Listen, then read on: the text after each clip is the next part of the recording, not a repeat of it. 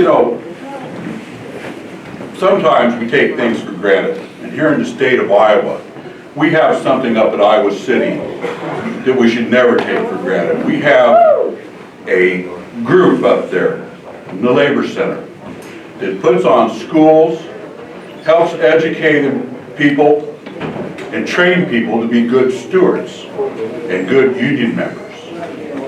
We are blessed with these people. And so today I'd like to introduce to you the director of the Labor Center at Iowa City, Ms. Jennifer Sherer.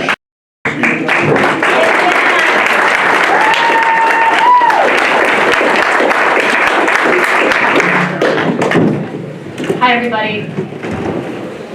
Well, I have to say, even this is a horribly bittersweet occasion, but even in spite of that, it is always an honor to be here in Lee County among sisters and brothers of the Lee County labor movement and among so many people that I've, over the years, become proud to call my friends as well. And I've had the great fortune to make dozens of trips to Lee County in recent years, spend many hours inside this labor temple in my role as a labor educator, doing classes. It's been a privilege to work with the leaders of Steelworkers Local 3311 and many of those education projects, along with other locals in the county and leaders of the Lee County Labor Council. And I want to recognize all those folks and the hard work they've done to make education broadly available to workers in this community. You have a real commitment in the Lee County labor movement to sustaining education and making sure that every worker in the community has the opportunity to know what their rights are and to stand up for those rights. So I feel like I've learned a lot from spending time here with all of you. And I think I've also had the chance to learn a thing or two about Lee County union members and family members through being privileged to be part of some of the struggles that you've been through in recent years. And I know you're tough and you're not afraid to stand up for yourselves against corporate greed. And I know that you know the meaning of solidarity, that an injury to one is an injury to all, and that you have each other's backs when times get tough. And this event that you're holding today is just another example of that, just the latest example of that.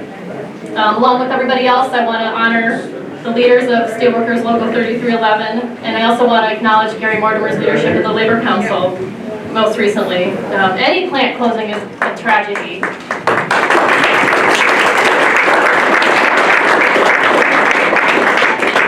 But I think along with Charlie, you know, I think I can speak for many of the other folks in the rest of the Iowa labor movement on a statewide basis. The loss of jobs at steel castings is tragic, but it also means the loss of very important leadership for the rest of the Iowa labor movement. I happened to notice that I still had a copy of the last 3311 contract, still sitting in my office because we had worked with folks on a collective bargaining school and sort of been through the whole process of preparing and going through a tough round of negotiating and watching you guys go through a tough round of negotiations last time. And I just, you know, it's heartbreaking to have that sitting in my office and to see it about a week ago and just tear up thinking about the generations of struggle that went into this book.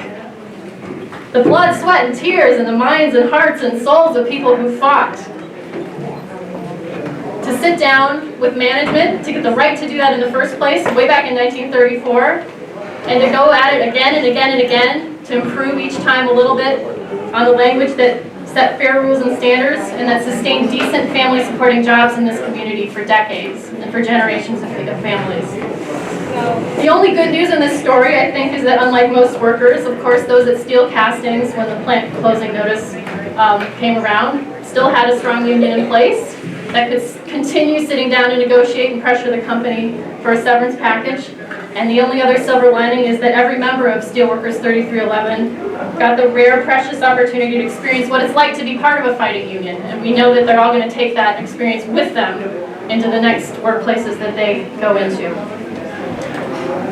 So the other thing that came to mind when Gary first broke the horrible news to us way back in December was I was reminded of how just a couple years ago he was trying to get 3311 members all riled up about Governor Branstad using them essentially as pawns in his campaign.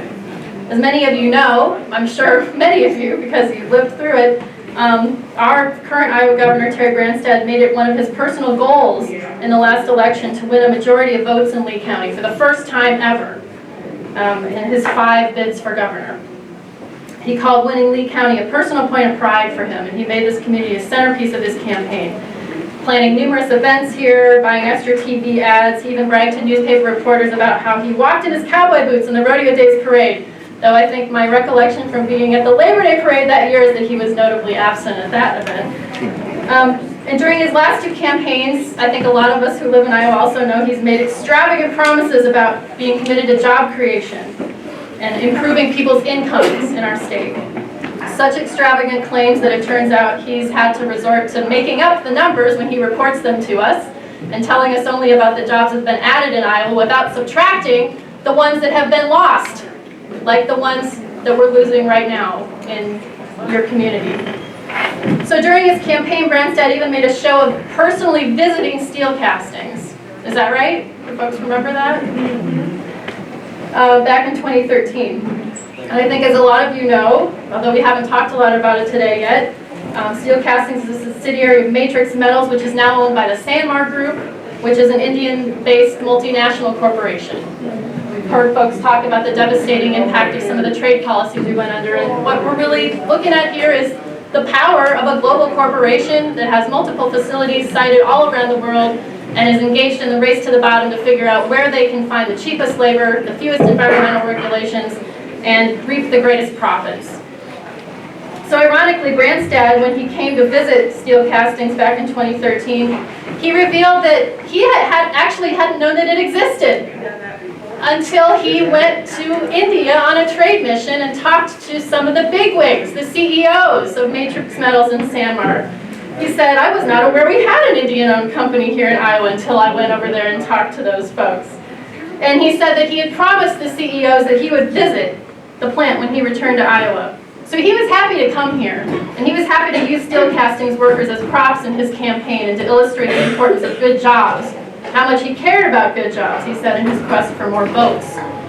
But when those same workers are losing their jobs,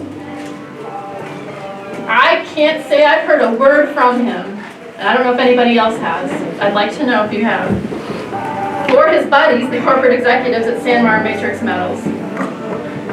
So I'd like to know what they have to say to Lee County residents and businesses and families who are going to suffer the economic consequences of those CEOs' decisions. So I guess I'm here with a message of, I want to share the gratitude I have for the dedication of steelworkers members over the years who have built this contract, who built good jobs in this community. But I want to say that, like a lot of you, I've seen a lot of plant closings. I've had to do what we're going to do today with Gary and the locals' records, which is transfer them hopefully to a safe place where they get saved for historians and posterity so that people know the story of what happened here in Keokuk and in that plant and in that local union. We're going to make sure they get into the State Historical Archives and are preserved that way. But it also gives you the feeling of what it's like to be an undertaker, right? That's not the role I want to be in.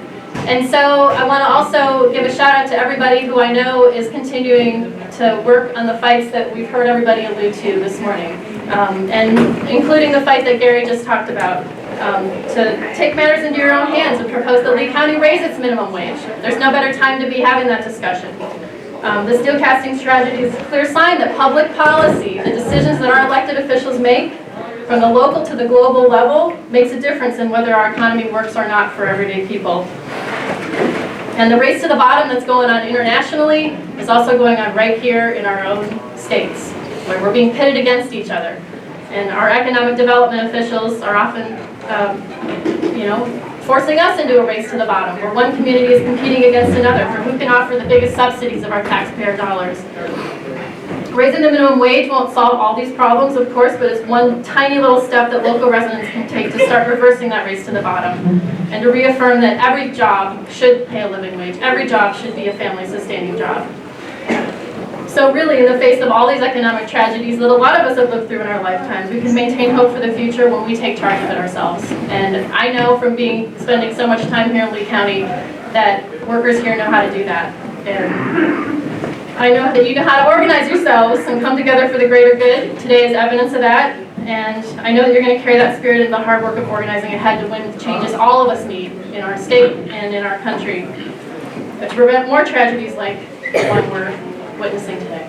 So thanks for inviting me to be here, and I look forward to talking with a lot of you the rest of the day.